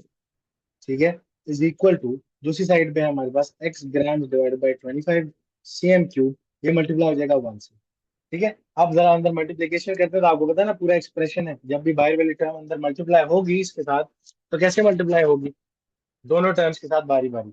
तो 6 इंटू 0.0042 कितना बनेगा, Sir, 0.0252. 0.252 minus 6 into X is 6x divided by 25 is equal to X grams, 1 times X ये बनेगा एक्स ग्राम डिवाइडेड बाय 25। अच्छा मैं अभी यूनिट नहीं लिख रहा हूँ, ठीक है। अच्छा अब आगे क्या करेंगे, अब मुझे बताओ जब इज इक्वल टू के दोनों साइडों पे डिनोमिनेटर में 25 है तो वो कट सकते हैं ना आपस में। जी। यस, कटिंग कर सकते हैं यहाँ पे, नहीं करनी कोई मसला नहीं है। आप पहले इधर ला के 25 मल्टीप्लाई कर दें और फिर उसको कर दें, या ये 25 उस साइड पे ले जाओ। तो मैं करूंगा 0.0252 minus 6x is equal to X into 25 divided by 25। तो ये 25 से गया। अब हमारे पास आता है 0.0252 minus 6x is equal to X. ऐसे ही अब लाइक टर्म से इकट्ठे कर लो, तो 0.0252 इज इक्वल टू, इधर x है, उधर से -6 आगे क्या बनेगा, +6x, तो क्या बन Perfect. जाता है 0.0252 इज इक्वल टू 7x, और 0.0252 divided by 7 is equal to X. X की वैल्यू आगे निकालो जरा, एक्स कितना बनता है, 3.6 into 10 raised to power minus 3. हाँ, इसके जरा आप ऑर्डिनरी फॉर्म बता दो ताकि जवाब समझाने से आसान है। सर होगा ये बनना चाहिए। 0.0036 जी। तो 0.0036 ग्राम। अब एक्स क्या चीज थी? एक्स It हमने was the किसको कहा था? mass. ये वो मास है पेस्टिसाइड का जो हेक्सेन लेयर में चला गया। सवाल में कौन सा पूछा था? Calculate the mass of pesticide that will B dissolved in the hexane layer at equilibrium. तो हमें मिल गया ना डायरेक्टली। जी। ठीक है, एक्स वाज द मास। तो ये आपके पास है mass of pesticide that has dissolved in hexane layer। अच्छा, अगर मुझे ये पूछता कि वाटर वाली लेयर में कितना होगा तो निकाल सकता हूँ। वाटर का एक्सप्रेशन है ना मेरे पास, कितना था? 0.0042 माइनस एक्स। एक्स की वैल्यू पता लग गई है तो वाटर वाले जी निकाल सकते हैं। ठीक है, कि वाटर में कितना बच जाना चाहिए। तो ठीक हो गया। तो ये हमारे पास सवाल था। सर एक आपकी और आवाज सवाल कट देखो। गई है। अब आ रही है? जी अच्छा, तो अगर वो मैस इन वाटर निकलवा ले तो हम निकाल सकते हैं उसको इजीली। क्यों? हमारे पास अब वाटर का भी एक्सप्रेशन है, क्योंकि एक्स जो था ये था expression for the mass of P in hexane. ऐसे ही। अच्छा, एक और सवाल देखते हैं। सर। सवाल पढ़ते हैं। नेक्स्ट सवाल है जो हमारा, वो कहते हैं जी कि केपीसी जो है ना बेंजोइक एसिड की ऑब्टेन वन ऑल वाले सॉल्वेंट और वाटर वाले solvent. This is our organic layer, this is our aqueous layer. ठीक है, और बेंजोइक एसिड हमारा क्या है? Our solute. ठीक है, तो बेंजोइक एसिड जो ऑब्टेन वन ऑल और वाटर में अपने आप को जब डिस्ट्रीब्यूट करता है तो केपीसी की वैल्यू 79.4 आती है। तो मैं इसका एक्सप्रेशन लिख सकता हूँ। केपीसी क्या बनेगा? बेंजोइक एसिड को लिख लो be in whatever solvent ऊपर आने चाहिए, एंड बी इन उनकी कॉन्सेंट्रेशन, राइट? ऊपर कौन सा सॉल्वेंट आएगा जी? तो उसने बोला बिटवीन ऑक्टेन मनॉल एंड वाटर। तो ऊपर कौन सा सॉल्वेंट होगा? जो पहले बताया वो ऑक्टेन ऊपर, मनॉल। जो बाद में बताया वो नीचे। ठीक है, तो ऊपर बेंजोइक एसिड एंड ऑक्टेन मनॉल, एंड नीचे कौन आएगा? वाटर आएगा। तो इसका जो जवाब आना चाहिए वो क्या आना चाहिए? 79.4 डिवाइडेड बाय 1। तो हमें एक्सप्रेशन मिल गया। हमने उसके केबीसी की वैल्यू ऑलरेडी दी हुई है। तो कोई एक जो बेंजोइक एसिड की अमाउंट होगी इन वाटर या फिर बोनॉल वो निकलवा लेगा आपसे। ये सेकंड टाइप ऑफ सवाल। ठीक है, तो अब आगे देखते हैं क्या कह रहे हैं। कहते हैं solution of 0.400 grams of benzoic acid in 25 cm cube of octane one. तो एक सोल्यूशन है हमारे पास 25 cm क्यूब, वो ऑक्टेन वन ऑल है। ऑक्टेन वन ऑल है उसमें। और उसके अंदर आपने क्या डिजोल्व किया हुआ? 0.400 ग्राम्स ऑफ बेंजोइक एसिड। इसके अंदर सारा डिजोल्व है। एक और सोल्यूशन आपने लिया, that is 125 cm cube of water. ये दूसरा सॉल्वेंट है हमारा। ठीक है, इसमें कोई ऑक्टेन वन ऑल नहीं है इनिशियली। अब आपने क्या किया? इन दोनों को एक सेपरेटिंग फनल में डाला और फिर शेक करना। ठीक है, ये दोनों डाल दी, हमारे पास बेंजोइक एसिड वाली ये ऑक्टेन वन ऑल आ गया, जिसके अंदर इनिशियली 0.400 ग्राम्स ऑफ डी पड़ा हुआ है। ठीक है, और ऊपर हमने 125 cm क्यूब वाली वाटर की लेयर इसमें ऐड की। ठीक है, ये भी यहाँ पे डाला था, ये भी यहाँ पे डालेंगे। अच्छा, ऑक्टेन वन ऑल वाली लेयर जो है हमारे पास ये 25 cm। ठीक हो गया। अब मुझे बताओ ना, शेकिंग करने के बाद क्या होना चाहिए? इधर जो 25 cm क्यूब इनिशियली सारा मास पड़ा था, इसमें से कुछ मास क्या करेगा? वाटर में चला जाएगा। तो मैं कह दूं एक्स ग्राम्स अगर वाटर में जा रहा है तो नीचे कितना बच जाएगा एट इक्विलिब्रियम? यस, 0.400 में सर से अगर एक्स जीरो ग्राम ऊपर पॉइंट चला फोर जाएगा डबल जीरो तो नीचे माइनस कितना बच एक्स जाना चाहिए? एक्सप्रेशन बनाना। तो वो 0.400 माइनस एक्स ग्राम जितना भी बचेगा वो सारा किधर है? अब ऑक्टेन वन ऑल लेयर में। तो बस ये एक्सप्रेशन बनाना, उसके अलावा कोई काम नहीं। ठीक है, तो मैं इसको उसी एक्सप्रेशन में लिखता हूँ। इसमें से माइनस एक्स जो है अब इधर रह गया। ठीक है, आफ्टर द शेकिंग एंड जब दोबारा से लेयर्स फॉर्म हुई तो अब क्योंकि वाटर में कुछ मास चला गया, कुछ मास ऑक्टेन वन ऑल में ही रह गया, तो अब मैं इधर से फाइंड कर सकता हूँ। तो अब मैं केपीसी का एक्सप्रेशन लिखूंगा। तो केपीसी मेरे पास था जी, KPC is equal to benzoic acid का mass in octane one ol ऊपर आएगा, डिवाइडेड बाय बेंजोइक एसिड का मास इन वाटर, ठीक है। और केपीसी की वैल्यू उसने मुझे दी थी 79.4 divided by 1। Octane one all के सामने 79.4 आना चाहिए क्योंकि पहले वो उसने बताया, ठीक है। तो न्यूमरेटर न्यूमरेटर के सामने आना चाहिए। अच्छा जी, बेंजोइक एसिड का mass in octane one all, मुझे बताओ पहले तो यूनिट क्या इस्तेमाल करें या कॉन्सेंट्रेशन का क्या एक्सप्रेशन इस्तेमाल करें। मास ग्राम्स में है, वॉल्यूम सीएम क्यूब में है, तो मैं क्या ले लूं, मास ओवर वॉल्यूम इस्तेमाल करें दोनों में कॉन्सेंट्रेशन के लिए। Yes sir. तो मास ओवर वॉल्यूम, अब यहाँ पे इंसर्ट कर दो 79.4 ओवर 1 इज इक्वल टू, ऊपर जी मास कितना था, एक्स ग्राम्स, कितने वॉल्यूम था वाटर का, सॉरी ऑक्टेन वन ऑल के लिए लिख रहे हैं ऊपर। ऑक्टेन वन ऑल में मास कितना है 0.400 माइनस एक्स, और 25 सी एम क्यूब उसका वॉल्यूम है, तो 0.400 माइनस एक्स ग्राम्स इसके अंदर मास है, और वॉल्यूम इसका 25 सी एम क्यूब है, डिवाइडेड बाय जो वाटर वाली लेयर है नीचे वाटर लिखने क्योंकि उसमें मास कितना है एक्स ग्राम्स, और उसका वॉल्यूम 125 सी एम क्यूब है, ठीक है। तो यहाँ से अब हम इसको फर्दर क्या कर सकते हैं, सॉल्व कर सकते हैं। क्रॉस मल्टीप्लाई करो तो 79.4 multiplied by X upon 125 is equal to, दूसरी साइड पे आएगा 0.400 माइनस एक्स डिवाइडेड बाई 25, इसको 1 से मल्टीप्लाई कर दें तो यही चीज बनती है, ठीक है। अब यहाँ से जरा सॉल्व करने की तरफ जाते हैं। तो मुझे बताओ 79.4 इंटू एक्स कितना बनेगा, 79.4 X over 125 is equal to 0.400 minus X over 25, ठीक है। अब यहाँ से इसको सॉल्व करते रहेंगे आगे। तो वेल पहले 125 उधर ले जाओ, तो 79.4 X is equal to 0.400 minus X, इसके साथ मल्टीप्लाई हो रहा है 125 डिवाइडेड बाई 25, तो 25 टाइम्स 125 टाइम्स कितना बनेगा 5, ठीक है। तो यहाँ से आगे सॉल्व कर दो 79.4 एक्स इज इक्वल टू, अब 25 मल्टीप्लाई होने अंदर ये वाला 5 जो बच गया यहाँ पे, तो 5 टाइम्स 0.4 कितना बनेगा, टू। चलो मैं इसको दोबारा लिख दूँ 0.400 माइनस एक्स इंटू 5, ठीक है। ये बच गया। अब आ जाओ 79.4 एक्स इज इक्वल टू, ये कितना बनेगा 5 टाइम्स 0.4, टू आंसर है। 2 आ रहा है, जी। तो 2.0 and 5 times minus X is yes. -5 X, ऐसी है। अब लाइक टर्म्स इकट्ठे कर लो तो जी। 79.4 X plus 5 X is equal to 2.0, and then 79.4 plus 5 कितना बनेगा 84.4, 84.4। 84.4 X is equal to two yes. Point zero and X को सब्जेक्ट बना ले तो 2.0 डिवाइड बाई 84.4 कितना आना चाहिए, 0.02369।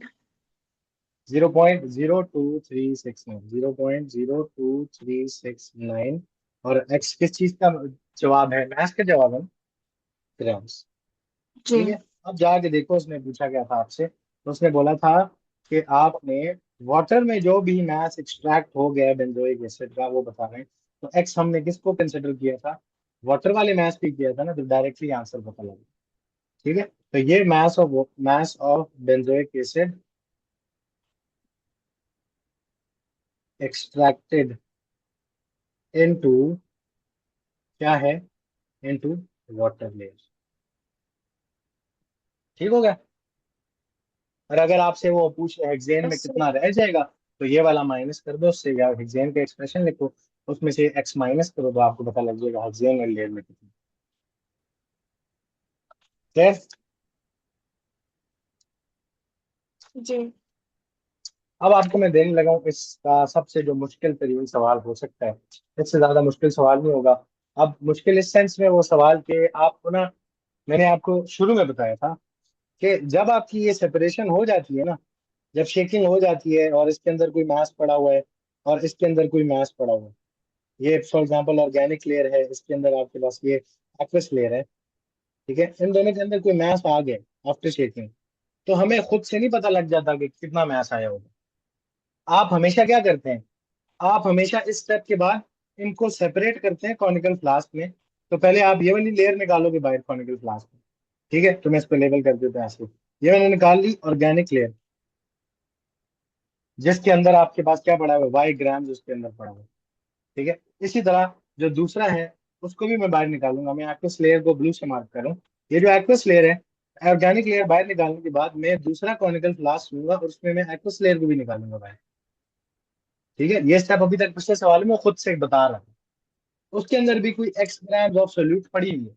हमें कैसे पता लगेगा कि कितना सोल्यूट इसके अंदर पड़ा है या कितना सोल्यूट ऑर्गेनिक लेयर के अंदर पड़ा है? तो हम ये सेपरेट आउट करने के बाद ना लेयर्स, ये जब लेयर्स आप सेपरेट आउट कर देते हो, इसके बाद अगला काम आप क्या करते हो, आप टाइट्रेशन कैरी आउट करते हो। तो आप इधर टाइट्रेशन करोगे और आप इधर भी टाइट्रेशन करोगे। ठीक है, थ्रू टाइट्रेशन आप पता करोगे यहाँ पे कितने मोल्स इसके पड़े हुए थे एक्वस लेयर में, और थ्रू टाइट्रेशन आप पता करोगे यहाँ पे कितने मोल्स इसके अंदर पड़े हुए थे ऑर्गेनिक लेयर में। जब वो पता लग जाते हैं ना, और पता होता है इतना वॉल्यूम था ऑर्गेनिक लेयर का, तो मोल्स एंड वॉल्यूम दोनों पता लग गए, कॉन्सेंट्रेशन निकाल सकते हैं। इसी तरह एक्वस लेयर में भी जब पता लग गया इसके मोल्स कितने हैं, ठीक है, और वॉल्यूम पता है एक्वस लेयर का कितना आपने इसके अंदर रखा था, तो उसके भी फिर क्या निकाल सकते हैं, वहां से भी आप इसके क्या निकाल सकते हो, इसकी कॉन्सेंट्रेशन निकाल सकते हो। तो एक ये स्टेप होता है जो अब अगले सवाल में हम इसको भी सवाल में इंक्लूड करेंगे। ठीक है, तो ये देखते हैं। तो आपसे कहते हैं जी, a solution of I2, solution of iodine in CCl4, ये पहला सॉल्वेंट है which is organic solvent, is shaken, is shaken with water, with water until equilibrium, until equilibrium। ठीक हो गया। कहते हैं then the two layers were separated out, sorry, were allowed to separate, were allowed to separate। ठीक है, अब यानी layer form होनी थी उसमें। फिर आपसे क्या कहता है, पहला काम कहते हैं जी, a 25 cm cube sample of water, sorry of water नहीं है, 25 cm cube sample of lower organic layer, lower organic layer was titrated out, was titrated with 0.1 mole per dm cube of sodium thiosulfate solution until the color of iodine, iodine हमारा precipitate वो है, sorry solute है यहाँ पे, color of iodine was removed। इधर indicator इसलिए नहीं use करते क्योंकि iodine is a self indicator, और उसके लिए स्पेसिफिक रिएजेंट आप सोडियम थायोसल्फेट ही हमेशा यूज करते हैं जब भी आयोडीन का पता करना हो कहाँ पे कितनी है। कहता है जी 21.4 cm cube of sodium thiosulphate was required। ठीक हो गया। दूसरा पार्ट कहता है जी 25 cm cube of aqueous layer, of aqueous layer was titrated, was titrated with 0.1 या 1.0, with 1.0 into 10 power minus 3 mole per dm cube solution of sodium thiosulfate। कहता है in this case 25 cm cube of sodium thiosulfate was, sodium thiosulfate was needed to remove the colour of iodine. कहते हैं find या calculate the value of KPC. ठीक है, और उसने आपको इक्वेशन दी हुई है। इक्वेशन आपकी जो है वो है जी I2 का रिएक्शन विद थायोसल्फेट Na2S2O3, 2 मोल के साथ रिएक्शन होता है, goes into sodium iodide plus Na2S4O6। उसने आपको इक्वेशन दे दी। ठीक है, तो ये हमारा टोटल सवाल है। तो जो नेक्स्ट सवाल है उसमें आप ये टाइट्रेशन वाली बात भी साथ हमें खुद से करनी पड़ी। तो जरा सवाल को ड्रा आउट करते हैं और देखते हैं कि इसमें आपको क्या करना है। ठीक है, ये पीछे बात समझ आ गई ना आपको कि टाइट्रेशन वाली बात क्या थी? क्या आपको खुद से नहीं पता लग गया था कि एक्वस लेयर में कितनी अमाउंट यस पड़ी सर। है और ऑर्गेनिक लेयर में कितनी अमाउंट पड़ी है? You have to carry out titration with these layers. इनको सेपरेट आउट करते हैं, कॉनिकल फ्लास्क में निकालते हैं, उधर टाइट्रेशन परफॉर्म करते हैं, पता करते हैं कि अननोन कॉन्सेंट्रेशन इसके अंदर कितनी पड़ी है। ठीक है ना? और I2 के लिए best reagent is always sodium thiosulphate, उससे पता किया जाता है। ठीक हो गया? तो मैं इधर जरा डायग्राम भी बनाता हूँ साथ साथ।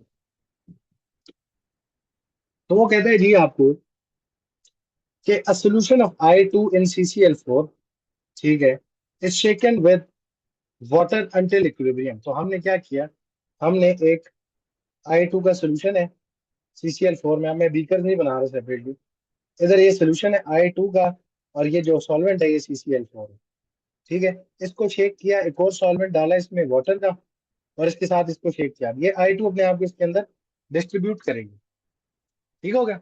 अच्छा, after this equilibrium was established और लेयर्स को सेपरेट आउट होने दिया आपने, तो अब मुझे ये पता है कि कुछ I2 इसके अंदर वाटर के अंदर है, और कुछ I2 अब इसके अंदर ऑर्गेनिक लेयर में हमारे CCl4 में पड़ा हुआ है।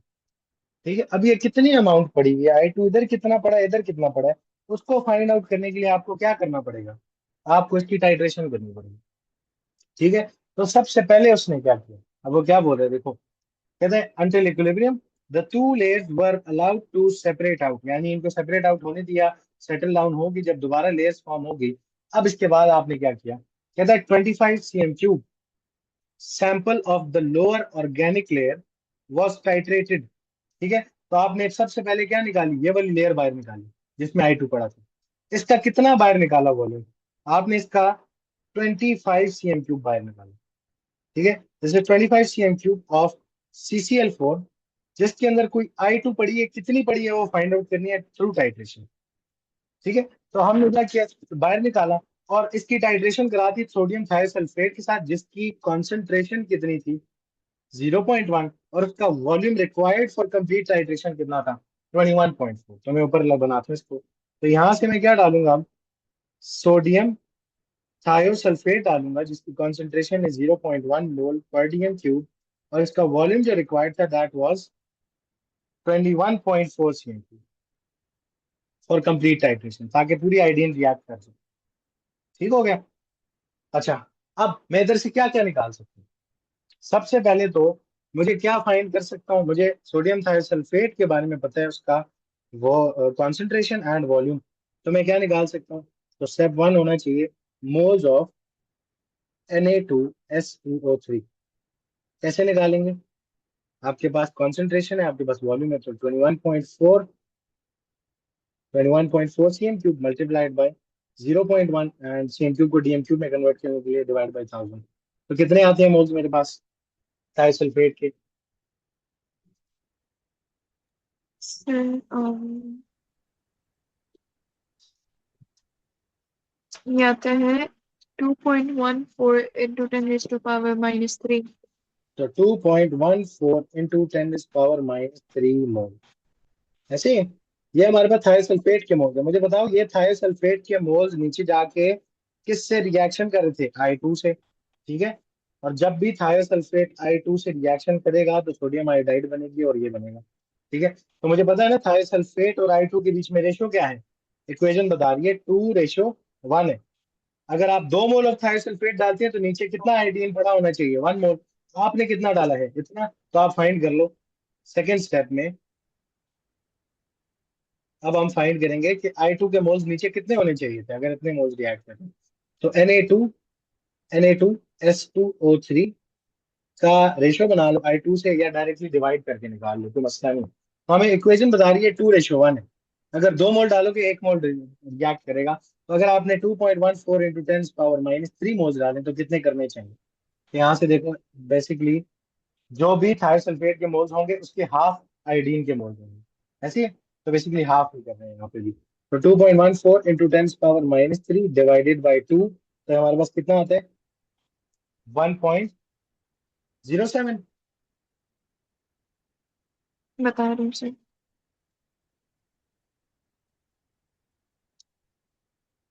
ये आता है one point zero zero seven point 0107। जी टू बेसिकली है। Point one four into 10 power लेकिन -3। सर ये वन पॉइंट 0.7 इंटू 10 पावर -2 है ये। -2 नहीं होगा, -3 ही होगा। 2.14 -2 को सर बिकॉज। डिवाइडेड बाई, अच्छा ठीक है ठीक हाँ जी, डिवाइडेड बाई 2 करें बस। है जी। ठीक है, तो ये हमारे पास क्या आ गया? या these are mole of I2, जो कि कहाँ पड़े थे, किधर पड़े थे I2? ये 25 cm³ ऑफ ऑर्गेनिक लेयर में थे जो हमने निकाली थी भाई। ठीक है, तो इन जी the 25 cm³ of CCl4 organic layer. ठीक है, और यही काम आप दोबारा किसके साथ करेंगे? वाटर वाली लेयर के साथ। तो वाटर वाली लेयर को भी हमने बाहर निकाला था, ये जो वाटर वाली लेयर थी इसके साथ भी यही काम है। इधर भी आपने 25 cm³ ऑफ वाटर लेयर बाहर निकाली थी, जिसके अंदर कोई ना कोई I2 पड़ा था, उसको फाइंड आउट करने के लिए अगेन सोडियम थायोसल्फेट से इसका भी रिएक्शन कराया था Na2SO3 के साथ। अच्छा, इस केस में सोडियम थायोसल्फेट कौन सी यूज हुई थी? तो 25 cm³ of aqueous layer was titrated with, ये कॉन्सेंट्रेशन वाला सोडियम थायोसल्फेट था, और 25 cm³ वॉल्यूम वाज नीडेड। ठीक है, तो 1.0 इंटू 10 पावर -3 मोल पर DM³ कॉन्सेंट्रेशन थी इस सोल्यूशन की। 25 cm³ इसका क्या था, रिक्वायर्ड था फॉर कंप्लीट टाइट्रेशन, जब वाटर वाले के साथ किया। ठीक है, 2 मिनट इसको नीचे ले जाता हूँ, ये मिक्स ना हो इसके साथ। अच्छा, अब ये वाटर वाला काम है, तो मुझे बताओ अगेन।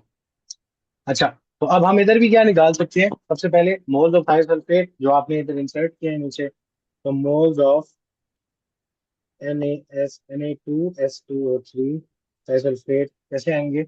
आपके पास वॉल्यूम है, कॉन्सेंट्रेशन है, वो आप करो जी 25 into 1.0 multiplied by 10 power -3 divided by 1000, ताकि CM³ DM³ में चेंज हो जाए। तो यहाँ से कितना आता है मेरे पास? मैं बताती हूँ सर। ये आएगा और 2.5 इंटू 10 -5। Power -5 moles. ये किसके मोल्स हैं? थायोसल्फेट के। अब हमें पता है थायोसल्फेट के कितने मोल्स नीचे गए हैं, तो हम इक्वेशन से पता कर सकते हैं कि कितने आयोडीन वहां पड़ा होगा।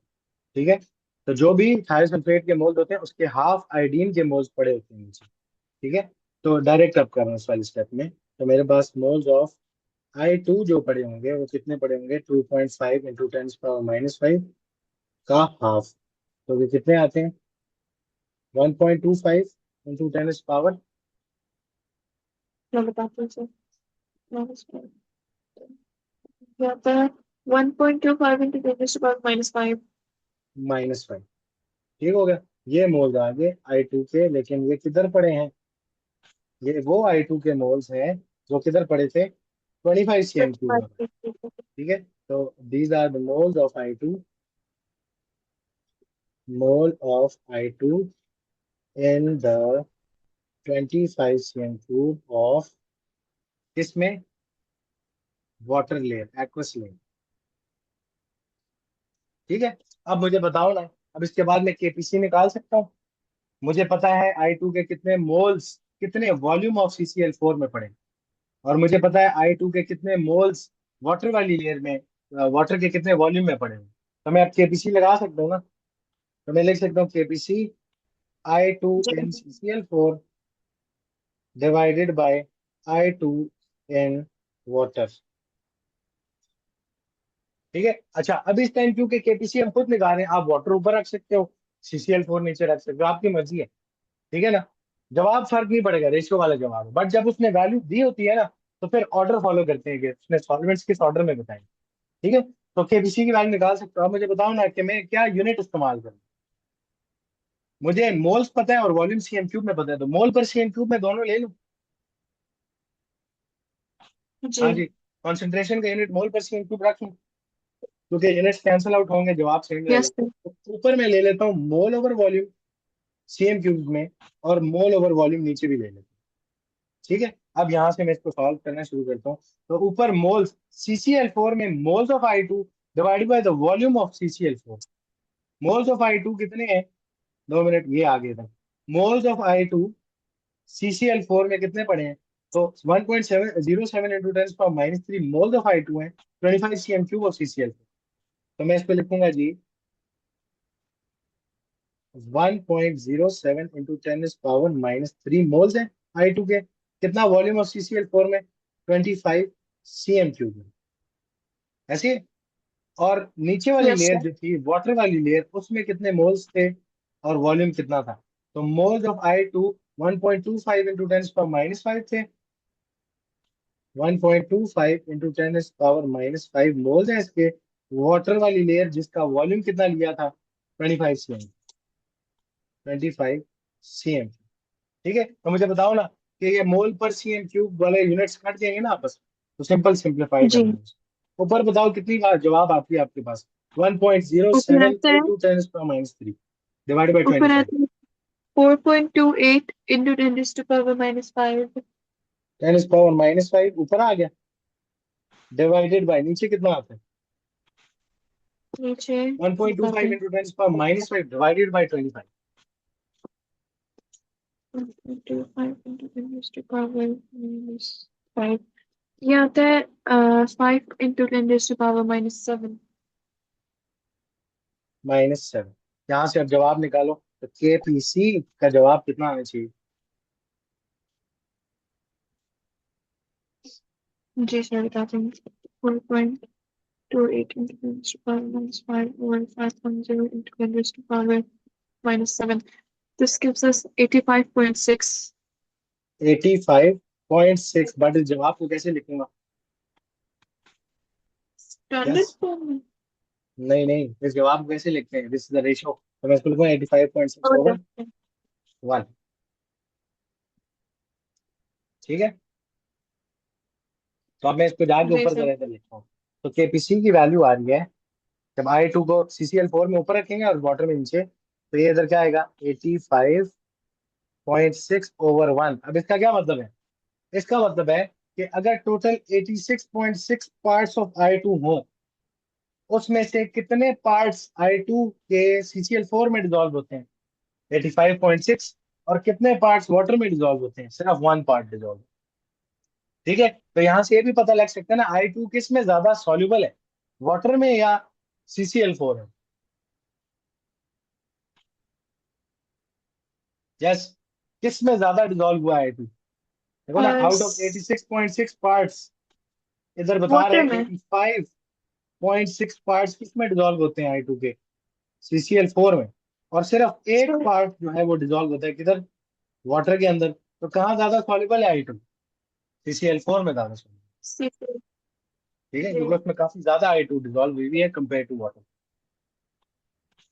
ठीक है। तो हमने केपीसी की वैल्यू जो है वो कैलकुलेट कर ली है, बट इधर जस्ट टू अवॉइड कंफ्यूजन, आप इसको एक दफा ऑपोजिट तरीके से भी कर लो, कि अगर आपने ये ना किया होता, आपने ऊपर वाटर रखा होगा, तो KPC is equal to I2 in water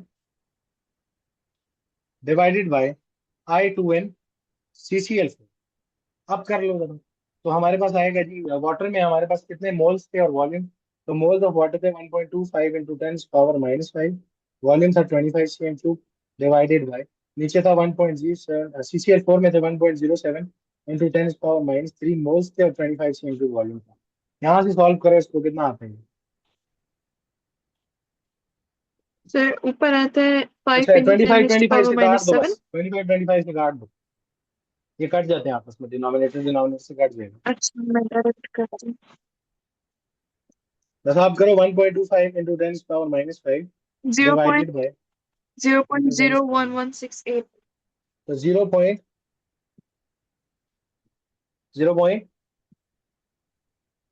0.01168. 0.01168 ऐसे ही है। Yes. तो इसको क्या लिखेंगे, ओवर 1, ऐसे ही है। अच्छा, अब देखने में आंसर डिफरेंट लग रहे हैं, लेकिन ये answer exact same as this answer है। ये सिर्फ देखने में डिफरेंट है। ये ऊपर CCl4 था ना, और ये वाटर था। ठीक है, मुझे बताओ CCl4 में वाटर के कितने टाइम्स ज्यादा I2 डिजोल्व होती है। यस, 85.6 टाइम्स ज्यादा है ना। वाटर में 1 है, तो जी CCl4 में 85.6 टाइम्स ज्यादा है I2। ऐसे ही। हाँ जी, जी। ऐसी है ना कि वाटर में अगर 1 टाइम हो रही है तो 85.6 टाइम्स ज्यादा CCl4 में डिजोल्व होती है I2। ऐसी है ना, तभी 85.6 आएगा, 1 से क्या मल्टीप्लाई करें, 85.6। अब ये बात दिमाग में रखना, 85.6 टाइम्स ज्यादा आपके पास CCl4 में जाता है। अब यहाँ पे उल्टा है थोड़ा सा, ये वाटर है ऊपर और नीचे कौन है, CCl4, according to are expression. ठीक है, जवाब क्या है हमारे पास, 0.0011, 0.01168 ये वाटर है, और CCl4 1 है। अब हमें ऊपर वाले जवाब से पता है कि जो भी वाटर में अमाउंट होगी उसके 85.6 टाइम्स ज्यादा आपके पास किधर आएगी, इन CCl4 आएगी। ठीक है, तो जरा इस नंबर को ऊपर वाले को जी। 85.6 टाइम्स से मल्टीप्लाई करो, क्या जवाब आता है। 1%, 0.01168. 0.01168 जो कि वाटर की अमाउंट है, उसको 85.6 टाइम्स करो तो आपको CCl4 की अमाउंट मिलनी चाहिए। कितनी आती है वैसे। Which is 0.999. हाँ, वो कितना बन रहा है, 1 ही बन रहा है ना। यानी इसका वाटर की अमाउंट का Sir? 85.6 टाइम्स क्या बनता है, 1 बनता है इधर। तो जवाब सेम है। ठीक है, बस सिर्फ जो डिजिटल 0.900. आंसर आ रहा है उसकी रेशियो डिफरेंट किस्म की आ रही है। रेशियो का डिजिट्स डिफरेंट है, बट रेशियो सेम फॉलो हो रहा है। ठीक है, इसको मैं एक और तरीके से बता दूं, फिर आपका टॉपिक खत्म हो जाएगा। जैसे हमने पहली जब निकाली ना, तो हमने निकाला जी I2 in CCl4 and I2 in water. Water नीचे था, CCl4 ऊपर था। उस टाइम पे 85.6/1 आ। तो मैं क्या कर लेता हूँ, मैं इसको लिख लेता हूँ एज I2 CCl4 में रेशियो I2 इन वाटर। ठीक है, अब मुझे पता है CCl4 में 85.6 होगी, तो वाटर में 1 होगा। ठीक है, ये भी बात समझ आ रही है। जी सर। ठीक है, ये रेशियो फॉलो हो रही थी ना, कि वाटर में जो भी अमाउंट होगी उसके 85.6 टाइम्स ज्यादा CCl4 में होगी। ये पहली रेशियो हमें बता रही थी जब हमने CCl4 को ऊपर रखा था। लेकिन जब हमने I2 वाटर को ऊपर रखा था और I2 एन CCl4 को नीचे रखा था, तब रेशियो कुछ और आई, 0.01168/1 आई। Yes ठीक है, sir. Ratio exact same follow हो रही है, बस डिजिटल आंसर थोड़ा सा डिफरेंट है। ठीक है, अब देखना जरा, तो मैं लिखता हूँ जी I2 in water and I2 in CCl4 ratio लिखें, तो CCl4 में 1 टाइम्स और I2 इन वाटर कितनी होगी, 0.01168 टाइम्स होगी। ठीक है, अब ऊपर से हमें पता है I2 वाटर में जितनी भी अमाउंट होगी उसके 85.6 टाइम्स CCl4 में होगा। तो वाटर में जितनी भी अमाउंट होगी उसके 85.6 टाइम्स आपके पास किधर होनी चाहिए, CCl4 में। तो करो जरा 85.6 मल्टीप्लाई बाई, या चलो इस तरह करो, दोनों को डिवाइड कर दो छोटी वैल्यू से, आपको वही रेशियो ऊपर मिल जाएगी, ये ऊपर है। डिवाइडेड बाय 85.6 डिवाइडेड बाय 85.6 करो ना। सॉरी नहीं, 85.6 नहीं, छोटी वैल्यू से। इन दोनों में छोटी वैल्यू कौन है, 0.01168। इधर भी 0.01168। करो जरा, ये Sir, कितना पहले बनेगा, तो 1, और ये कितना बनेगा। 85.6. हाँ, आ गया, 85.6 टाइम्स है ये 1 का। तो वही रेशियो आ रही है जी ना, कि वाटर में जब 1 होगा तो CCl4 में 85.6 जी। होगा। ये सिर्फ उसकी ज्यादा सिंप्लीफाइड फॉर्म में रेशियो मिली। Yes sir. क्लियर होगी बात। तो दोनों रेशियो सेम है, फर्क कोई भी नहीं है सिवाय इसके कि आपने जब एक को ऊपर करते हैं दूसरे को नीचे करते हैं तो थोड़ी सी रेशियो का जो डिजिटल आंसर होता है वो डिफरेंट हो जाता है, लेकिन रेशियो सेम होती है। ठीक है ना? तो ये हमारे यस आंसर सर। दोनों में से ही है। मार्क्स स्कीम में भी दोनों आंसर लिखे होंगे, आपने इनमें से कोई एक जो आपका दिल करेगा वो निकालना। ठीक है, बट जी। कंफ्यूज नहीं होना, दोनों रेशियो सेम फॉलो कर रहे हैं। इधर भी वाटर में जो अमाउंट है, जो CCl4 में अमाउंट है वो वाटर के 85.6 टाइम्स ज्यादा है, और यहाँ पे भी जो CCl4 की अमाउंट है वो वाटर की 85.6 टाइम्स ज्यादा ही है। ठीक है ना? Yes sir. अच्छा।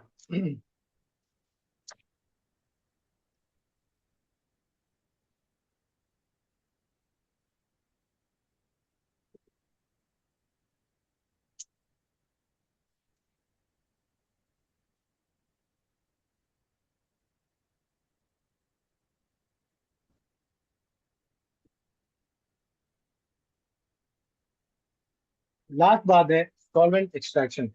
सेम सवाल है, एग्जैक्ट सेम सब कुछ है, बस सिर्फ एक नए टॉपिक के तौर पे इसको पढ़ते होते हैं कि सॉल्वेंट एक्सट्रैक्शन क्या है। कि आप एक सोल्यूट ले लें, ठीक है, उसको एक सॉल्वेंट में डिसॉल्व करें जैसे हम कर रहे थे, जैसे फॉर एग्जांपल पी सोल्यूट है, उसको मैंने वाटर में डिसॉल्व किया हुआ है, और मैं चेक करना चाहता हूँ कि अगर मैं CCl4 ऊपर इस्तेमाल करता हूँ तो ये कितना यहाँ से एक्सट्रैक्ट होकर CCl4 में चले जाएंगे। एग्जैक्ट सेम चीज है। ठीक है, बस सवाल का थोड़ा सा पूछने का डिजाइन डिफरेंट है, तो एक आखिरी सवाल है फिर खत्म करते हैं, टॉपिक हमारा चैप्टर खत्म हो जाएगा। तो कहता है 20 cm³ of water, sorry of ether was shaken with solution of P। यार ये उल्टा लिख दिया है।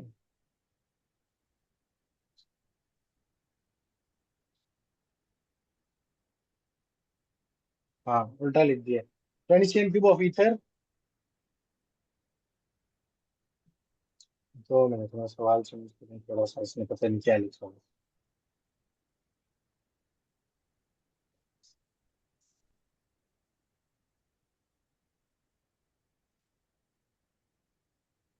इसको लिखो जी 20 cm³ of ether solution of P, of P was shaken with 100 cm³ of water. अच्छा जी, मुझे बताओ जरा हमारे पास दो सॉल्वेंट्स यहाँ पे कौन से?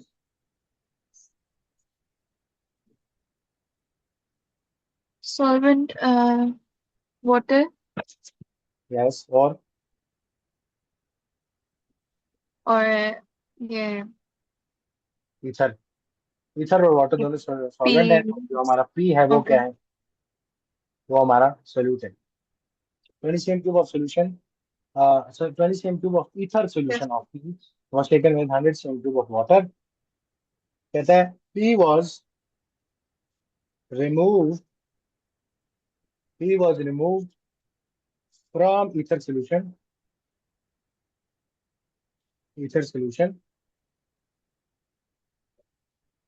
कहता है total mass of P is equals to 10 grams. KPC जो है वो है जी 10/1। कहता है calculate the mass of P in water।